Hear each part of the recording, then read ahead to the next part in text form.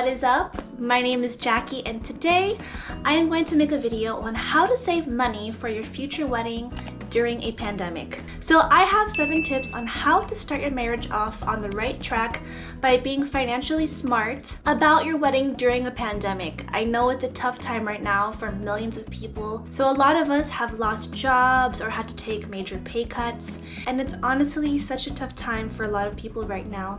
However, there were a lot of people who got engaged either right before the pandemic or during the pandemic. And for many people, this might actually be a time where you do want to get married and start your life together because times are scary, times are tough. And you know what? You actually can get married, but in a safe way. So let's go ahead and get started with this video. Also everyone, make sure to watch this video completely because I have a special giveaway at the end, so please stay tuned and watch. So number 1 is to consider having a smaller and intimate wedding. This is a smart idea just because you don't want to start your marriage off stressed out about money and not being able to pay your bills and being in debt. So having a smaller wedding can really ease the stress and make it less difficult for you to plan and to save.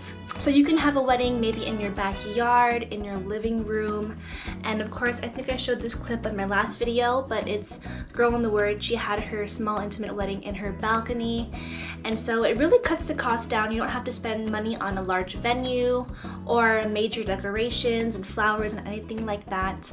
You can still make your space gorgeous, but it is less expensive.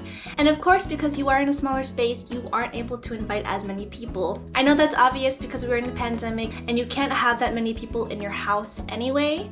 So I think that's a smarter idea. And also make sure when you do invite people, make sure that they have a COVID test and are quarantining themselves so that when you have the wedding, you are completely safe and you are just able to have a stress-free wedding without being anxious about getting COVID. And because you have a limited number of guests, you don't have to stress about making food for hundreds of people, and it's just more cost efficient. So yes, having a smaller wedding with less people can definitely save you a lot of money. And number 2 is of course to budget. I know that this is pretty much in every personal finance video, but budgeting is key.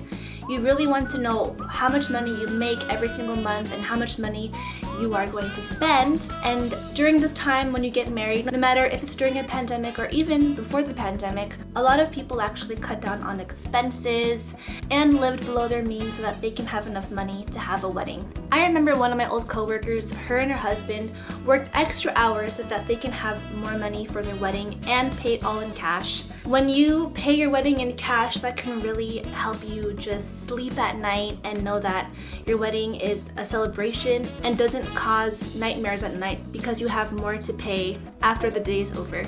So yeah, budgeting is super helpful, and if you do also want to increase your income, I recommend actually doing Instacart or delivery services right now because I know it's hard to find jobs at the moment, but everyone's actually using Instacart for people to get their groceries, and not many people are actually going out. So I think that delivery services are super important right now, and only if you feel safe though, not if you're scared to go out. I completely understand, but if you feel like it's safe, I think that's a great option to increase your income and gives you the ability to save more money for a future wedding. All right, number 3 is kind of similar to budgeting, but it's to make specific goals of where your saved money will go to. Sometimes you save money and you don't really know what you're going to do with that money that you've saved, but if you have like specific goals that you write down, like $100 will go specifically to food, $60 will go towards a marriage certificate, the $15 will go to the Zoom premium version, $50 will go to decoration. So I recommend to either write down or type all your goals of where your money will go to. That will make it so much easier to be organized, and it's also less stressful because when you have goals, you'll know exactly how much you have to save, and that honestly just makes me feel more motivated to know how much I have to save and where everything will go. It just makes me feel like I'm on top of my things and I'm not all scatterbrained like a chicken running, like a chicken like a chicken with his head cut off. So it's definitely more organized. So yes, it just makes me feel like I'm more in control. All right, number 4 is to actually use your iPhone for your wedding. And yes, this can really save a lot of money because you don't have to pay for a photographer, or you don't have to go ahead and buy a super expensive camera for your wedding, because honestly, iPhones have such great quality. Even many professionals agree that iPhones can have the same quality as DSLRs. And honestly, if you have a beautiful background, I think it'll make the pictures look even more professional. So an iPhone definitely helps. And also, if you have a friend or a family member who would like to gift you a photo session, go ahead and use that to your advantage because it can really save you money on a photographer.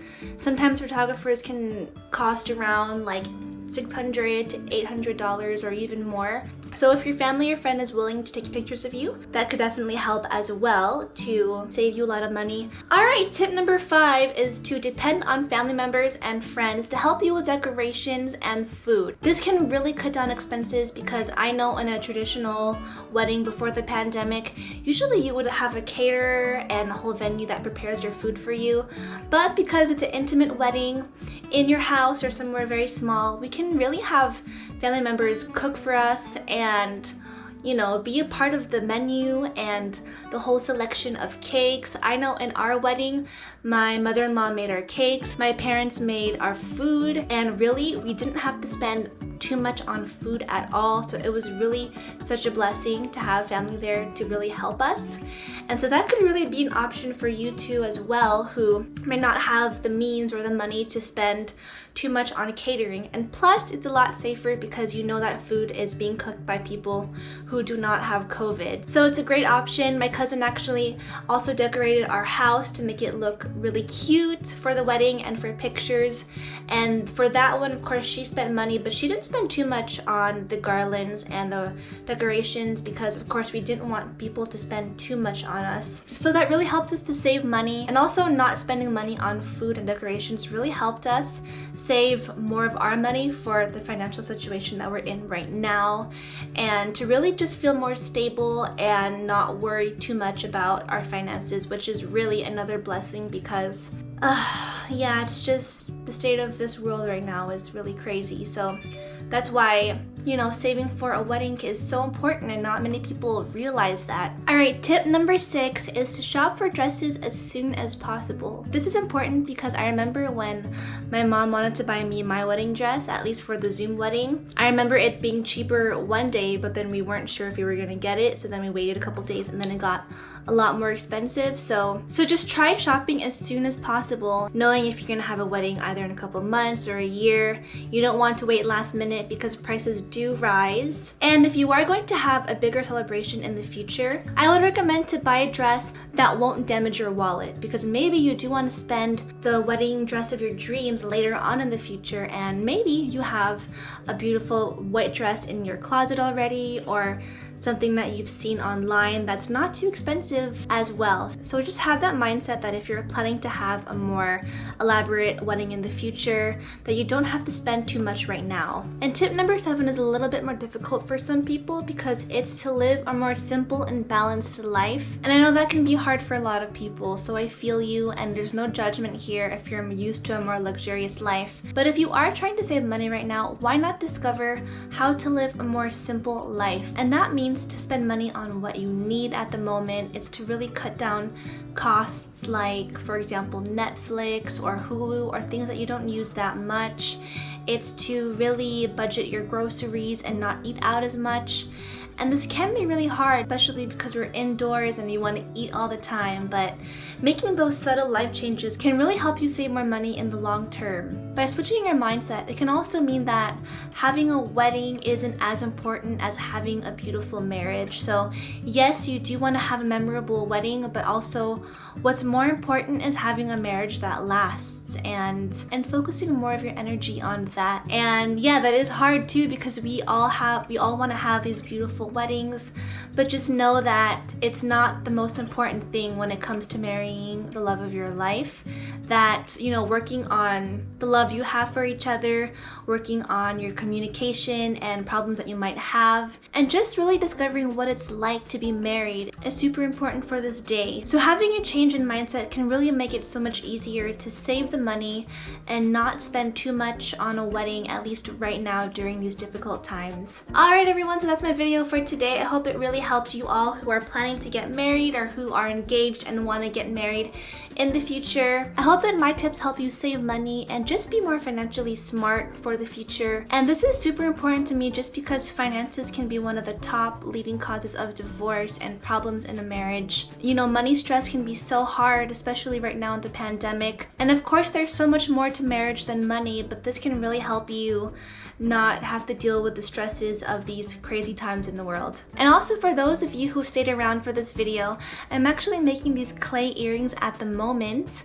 and if any of you want some, go ahead and comment down below what your favorite color is, and I'll go ahead and send some earrings to you if you'd like as a free giveaway, so please let me know. And yeah, so thank you for staying at the end of this video, everyone. I love you all so much. I wish you all the best wedding and the best future with the love of your life. Please feel free to like and subscribe to this video if you really enjoyed my content. It means so much to me. You all are so amazing and so sweet, so thank you so much.